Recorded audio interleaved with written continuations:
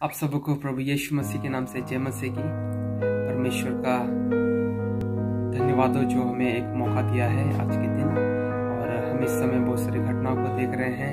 हम पहले सुने छत्तीसगढ़ में बहुत सारे मसीह के ऊपर अत्याचार हो रहा है। इस समय हम सुन रहे हैं कि मणिपुर में भी इस प्रकार का समस्या और परसिक्यूशन मसीहियों के ऊपर हो रहा है। और ये सारी समस्या हमारे जीवन में एक तनाव, एक निराशा, एक समस्या को लेकर आ रही है, और हमारे मन में यही विचार आ रहे कि कहीं मेरे ऊपर भी इस प्रकार का ना हो जाए, हमारे चर्च के ऊपर भी अटैक ना हो जाए, हमारे परिवार के ऊपर में भी ऐसे अटैक ना हो जाए। और हम इस समय सच में निराश, हताश और उदास अवस्था में हैं। लेकिन हमको जानने की दरकार है कि बाइबल में एक ऐसा समय था जब यीशु मसीह के चेले भी ठीक हमारे जैसा ही डर से गुजर रहे थे।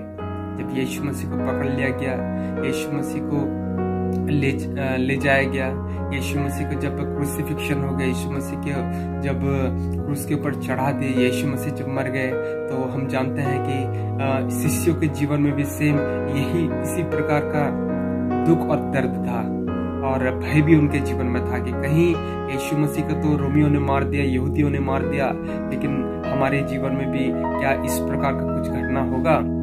वे भी इस प्रकार के डर से गुजर रहे थे। लेकिन जब तक यीशु मसीह के दर्शन को उन्होंने ना पाया, तब तक इसी प्रकार के भय में वो लोग कायम रहे और इस प्रकार के भय में चलते गए। वचन बताते कि उसी दिन जो सप्ताह का पहला दिन था, संध्या के समय, जब वहां के द्वार जहाँ चेले थे यहूदियों के डर के मारे बंद थे, तब यीशु आया और उनके बीच में खड़ा होकर उनसे कहा, तुम्हें शांति मिले।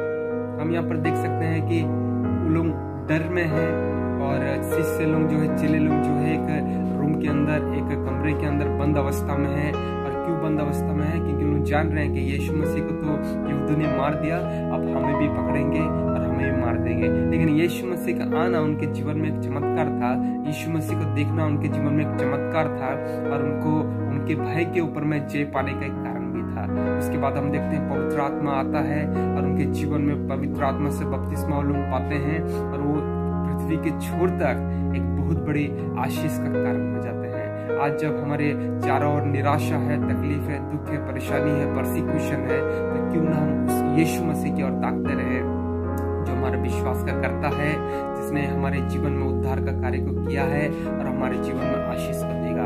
उसके बाद हम पवित्र आत्मा को पाकर भी डर के ऊपर जय प्राप्त कर सकते हैं, और परमेश्वर की आशीष को प्राप्त कर सकते हैं। और इस प्रकार हम देख सकेंगे कि हमारे जीवन में डर और समस्या धीरे धीरे दूर होगा, क्योंकि हम यीशु मसीह जो अविनाशी है, जो परमेश्वर का पुत्र है, जो महान है, हमारे लिए मरा है, और वह जीवित भी है, परमेश्वर का दाहिनी ओर है, और हमारे लिए विनती भी करता है। तो परमेश्वर इस वचन को तो आप सबको आशीष दे।